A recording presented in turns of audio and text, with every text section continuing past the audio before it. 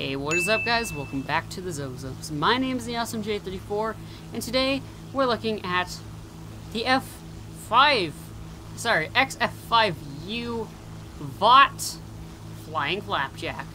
Yes, this is a user model made by the user Beckett, I should say, from War Thunder Live. I'll have a link to download this in the description down below.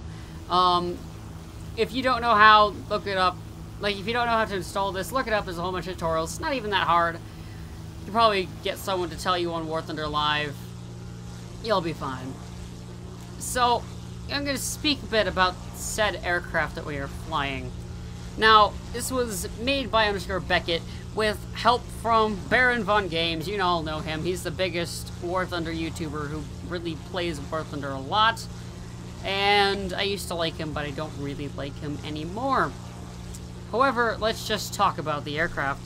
So, originally, the aircraft, well, first came into existence in 1942, designed by Charles H. Zimmerman as a test aircraft, and was built during the World War II. Well, actually, originally it was called the Flying Pancake, and it was called the V173. However, that all changed when it went in. I think it got accepted into.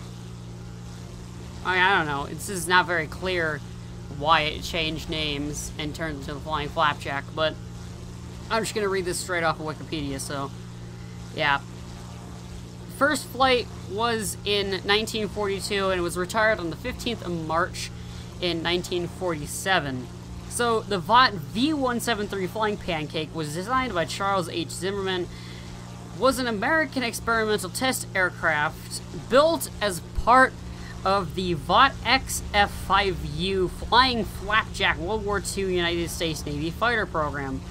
Both of these aircraft featured an unorthodox all-wing design. It's not a flying wing, but it's a pancake, basically.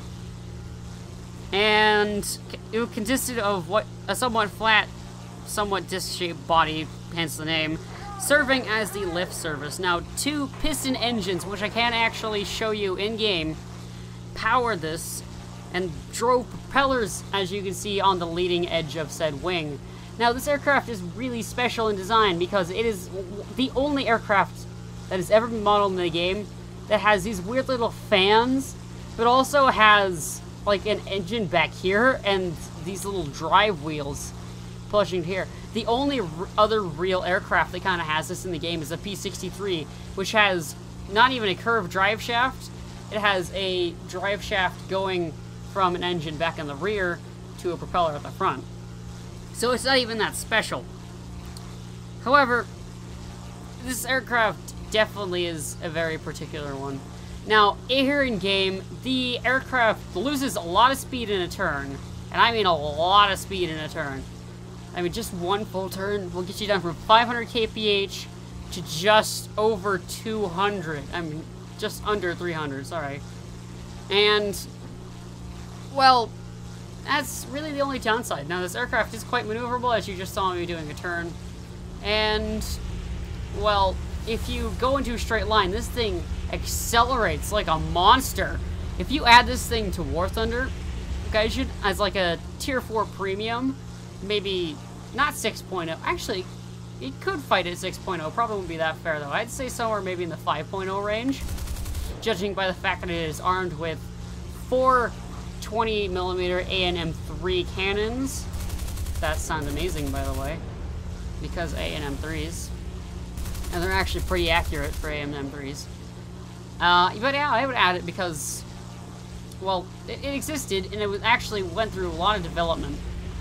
And, yeah, so other variants could, like, I mean, the one variant, it could be armed with 6 20mm, sorry, not 20mm, Jesus Christ, that'd be horrible. It would be armed with 6 12.7 50 cals. However, this is the one that Beckett gave us, the one with the 420 Blazits. So that's great. We do have a cockpit for this aircraft. Thank you, Beckett, for making a cockpit. It's kind of bland, but you can kind of expect that, considering this aircraft was not actually put into, well, you know, service. So it's very bare minimum sort of thing. And well, let's go back to this project. This project, by 1946, after the war, was in debt, and really, it was about the time that the U.S. Navy started adopting more jet aircraft into their arsenal instead of piston aircraft, and it was officially retired from being, well, made on the I believe it's March 17th, 1947, I think, is when the aircraft was retired. Ah, crap, I'm gonna crash. It's fine. Fun fact, the original, design, well, actually, the only flying variant still, and actually you can go see this, well, it's not flying anymore, but you can go and see this aircraft at the Smithsonian Museum, I believe, and the only surviving, well, actually, yeah, well, I don't know how to say this, because I'm just kind of making this up, so I'm just going to spit it out at you. The surviving aircraft is so strong that it has to be wrecked. It has to be, it's so strong that it will not, it has to be smashed with a wrecking ball just to do any damage. It is a very structurally integral aircraft. I mean, very. So it's not something to be messed with and structurally wise. Now, if they were to add this to the game, it'd probably die because A, it just sustained damage to one of the surfaces, ran out of ammunition, and just got pepper sprayed, or the giant-ass propellers broke off, because this thing does have some big-ass propellers on it. Now, I really like this design, one, because of the acceleration that I already mentioned, however, also because of the interior design on this aircraft, which has a drive shaft going from the, but it has a drive shaft going from the engines, which are in kind of the center area of the aircraft, I guess you could say, to the propellers, which are on the outside area of the aircraft. And that, to me, is a very, very interesting design. The only time I've ever seen a drive shaft on an aircraft is from all the P-63 variants that we have in-game, where it kind of just goes from the engine at the rear and just kind of goes around everything else that's there and gets to the propeller in the front. That's really the only other example of this system that we have in the game. Anyways, I don't want to drag this video on for too long and seem like a money person for YouTube who's doing YouTube only for the money because I want to make my video more than 10 minutes long. I don't want to be that person.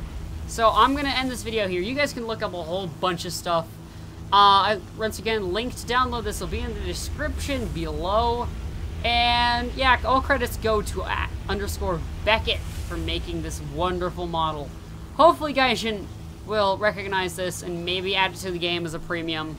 But yeah, I'll see you all in the next video. Peace.